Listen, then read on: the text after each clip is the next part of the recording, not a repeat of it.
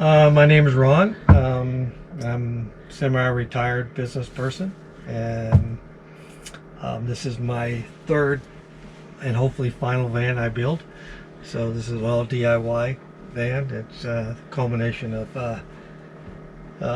50 years of doing DIY stuff. So you've got it dialed in what works and what doesn't. I hope so, but it's like anything else. A van is always a work in progress. There's always going to be things you're going to tweak and change, but generally I don't have to do major stuff because I have a pretty good idea of my lifestyle. That's the biggest thing in a van is knowing your lifestyle, what you do, how you do it, and then you adapt yourself in the van to you merge the two.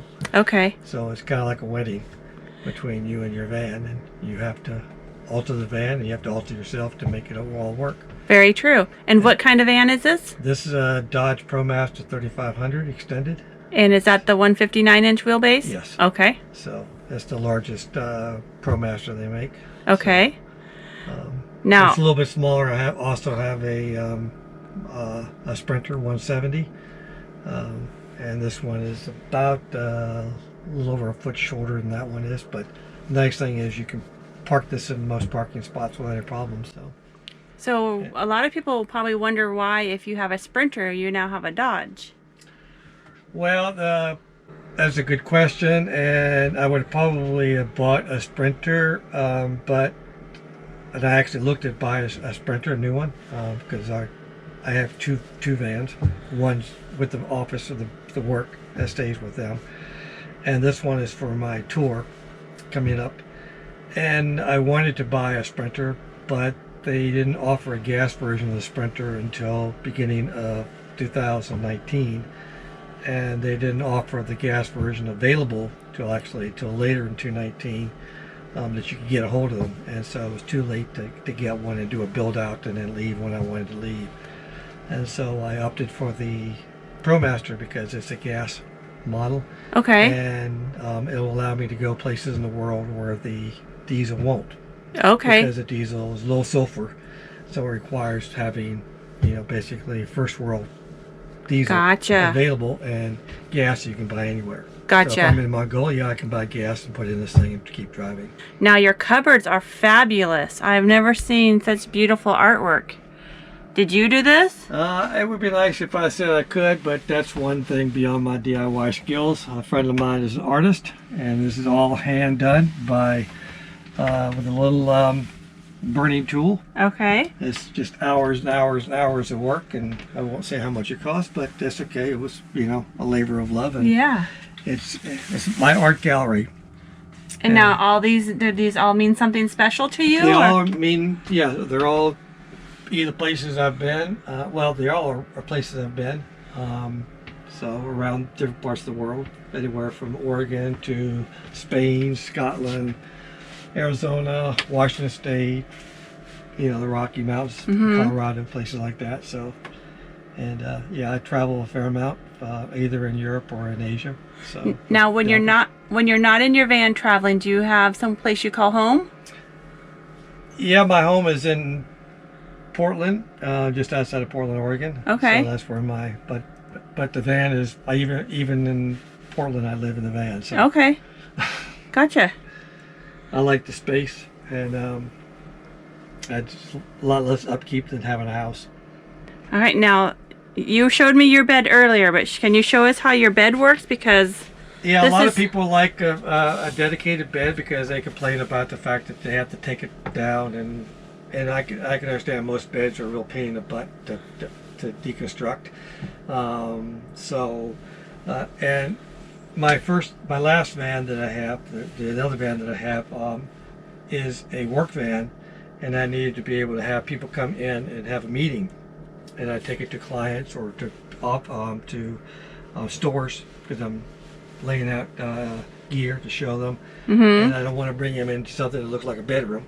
Yes. So it was a very important, and I also had meetings, and I'd have customers come in, and we do presentations, and we sit around, discuss things, get ideas, and even my competitors came in, and we would have meetings about where the industry is going, things like that. So I wanted to have a professional looking setup, and so in order to have a professional looking setup, you don't have a bed. True. 'Cause that always makes it look, what the heck, you know? Yes. And so I adopted it with that van.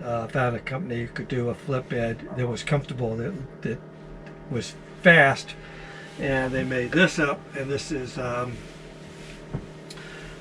basically just a simple bed. It flips around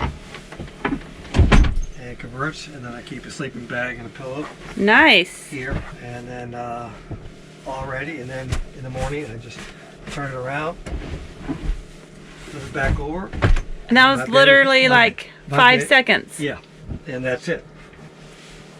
I love that.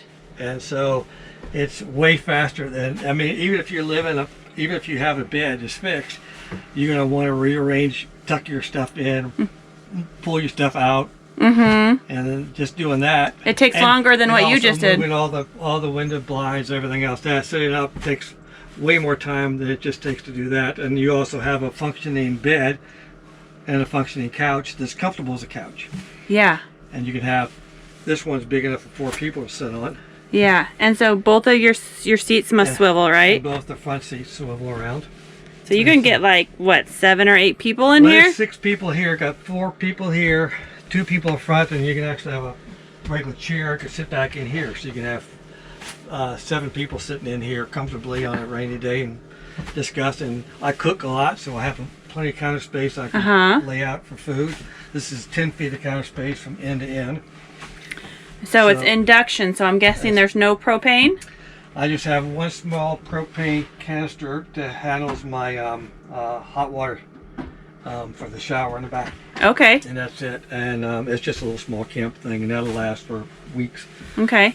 And everything else is electrical. I have a big cast iron wok. I have an Instant Pot. I have a microwave. I have a hot water thing. Everything goes through electricity because it's more efficient. Propane is okay, but it has condensation issues. A nice thing about induction is it doesn't overheat.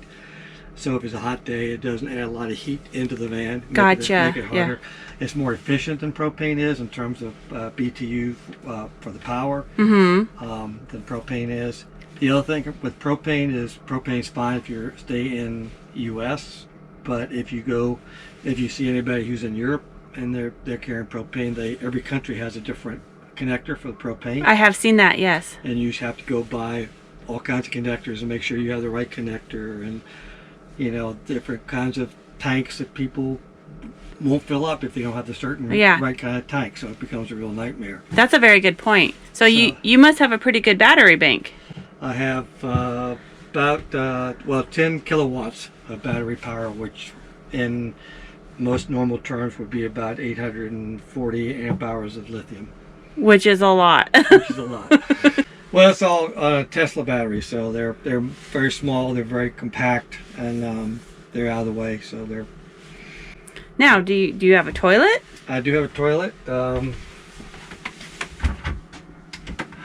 Back here is a nature's head. I can just pull out. So. Okay. Yep. So, and that's very convenient. And I'm working on a shower that will mount up in here, and it will be fully self-contained and then drain out without any stuff. But that's a project that I've got to figure out all the details on. I'm a designer. Okay. Being a business owner, I design, manufacture ultralight gear, backpacks. Okay. So things like this. This is one of my travel bag. Well, I have done that for the last 20 years. Now I have a whole crew of people back in Oregon who do all that, and then I get to go and hopefully play. So you being someone who designs backpacking stuff, I imagine you've done a lot of backpacking. I have done a lot of backpacking, and the beauty of backpacking in terms of van life is it gives you a different perspective in terms of how to organize your van.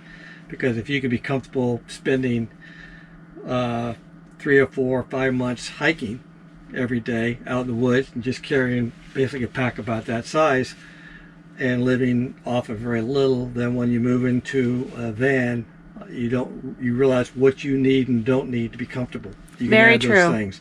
So there's no sink in here because you really don't need a sink. You know, a lot of people say, I need a big sink. Well, and a lot of people say I cook a lot because, you know, if I cook a lot, I need a big sink. But that's kind of... So how do you do your dishes? I do my dishes pretty simply.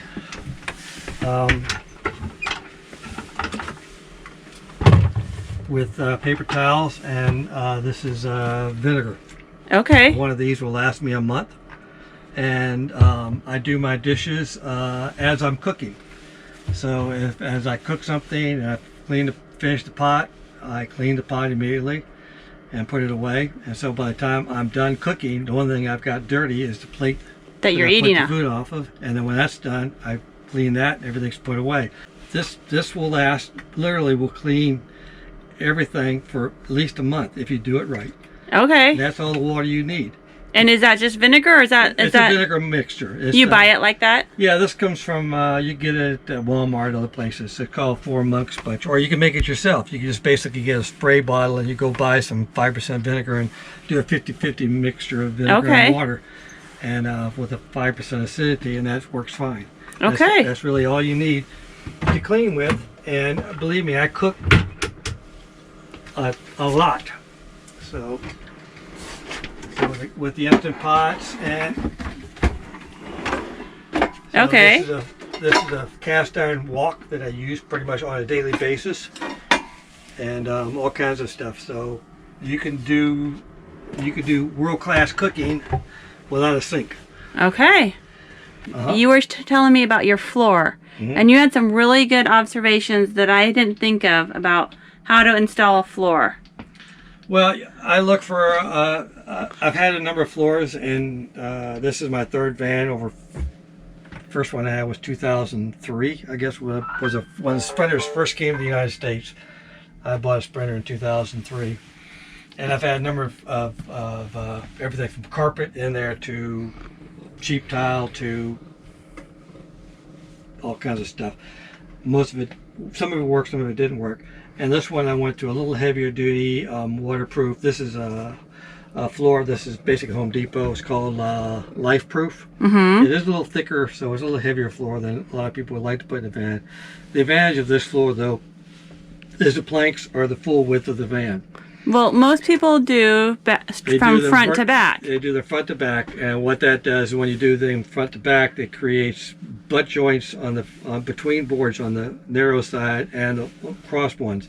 And when you have that, if there's any shrinkage or movement, then it creates gaps and they buckle. Yes. And what this does is this creates just straight across the whole way, and they're all butt to butt, and it's waterproof. Water's not going to get between the joints. And then in addition, they're glued down with silicone. Each board's glued down, and so they won't shift, and they're also weighted down by the furniture.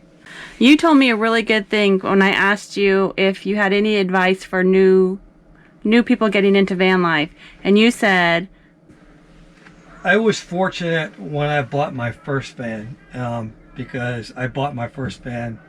I had two things going for me, which most people would think would be a negative. And I think they were positive looking back on it. One, YouTube did not exist. Okay, so I didn't get sucked into watching a lot of other people's YouTube builds. I didn't have that luxury of watching, 50,000 people with YouTube and beautiful butts sticking out of the doors and things like that. It would entice me to want to do that. Not that anybody would want to watch my butt, but you don't have that pressure. Well, not so much pressure, but something to pull you into a direction that may not work for you. Okay. The second thing I didn't have was a lot of money, which was fortunate, because I had enough money to buy the van and still pay it off over time, and I had just enough money to basically build a bed, and I go to Home Depot and buy a cheap Home Depot cabinet, stick it in there, and a cooler, and that was it. There was nothing else in the van, no overhead cabinets. It took me 5 years to finally get some overhead cabinets in it, and I got a house battery. I never got solar on it, that van at all, for 8 years. And so not having money prevented me from doing a whole lot of stuff. I would do stuff incrementally as I got some extra cash. But what it also forced me to do is also forced me to see how I used the van. And so I had that van for 8 years, put 180,000 miles on it. So you lived in it, and it's not like this beautiful van we see here, Right. but you got... And then when I got around to buying my next van, to replace that one, I had one that had a lot more money, because the business was beginning to take off. And so I had a lot more to play with when I did the van. And you knew what would I work. knew exactly what worked and how I could use it. Yeah. And so when I built that van, that was in 2012, and I knew it was going to be a work van, so I had to be certain conditions on that, and it works fine. And I've changed it over the last 8 years. I had it, 2012, 2020, but fundamentally, excuse me, if you get a van, it's basically when I talk to people, I say it's kind of like an arranged marriage, okay, where you don't know your spouse until the day you show up at the wedding. It's the same thing with the van. You don't know the van. You don't know you. You don't know your relationship. Yes, true. And so what you're doing is you're creating that relationship. Okay. And that's a long, slow process. True. You know. And so you have to build that relationship slowly, learn how to give and take, how to modify the van for you, how to modify yourself for the van. Yeah. You know, because you're changing your routines, your ideas, so you have to be flexibility on both sides. Yeah. To make that marriage work. Very true. Yeah. Now, where are you planning on going after you leave the RTR? Well, I'll be here in the States for probably another 2-3 weeks, getting all the conditioning stuff here done. Trying to switch over from the build mode and the business mode into the future mode, and then doing some research on going south into Mexico, and I'll be headed to Mexico, and then all the way down through South America. Okay. And then, wow. And then I don't have an agenda time frame. The agenda right now is basically about a 3-year plan to do what I'm planning on doing, but it may go longer. And that is once I get into South America, is to ship the van to Europe and then drive the rest of the way around the world. That is very cool. Yeah, I'm so glad we met you here at the RTR. Okay. I've thoroughly enjoyed talking to you today, and your van is beautiful. So, well, it took a long time. Thank you for talking with us. You have so many great ideas and things to ponder. Yeah. Well, enjoy. Good to meet you.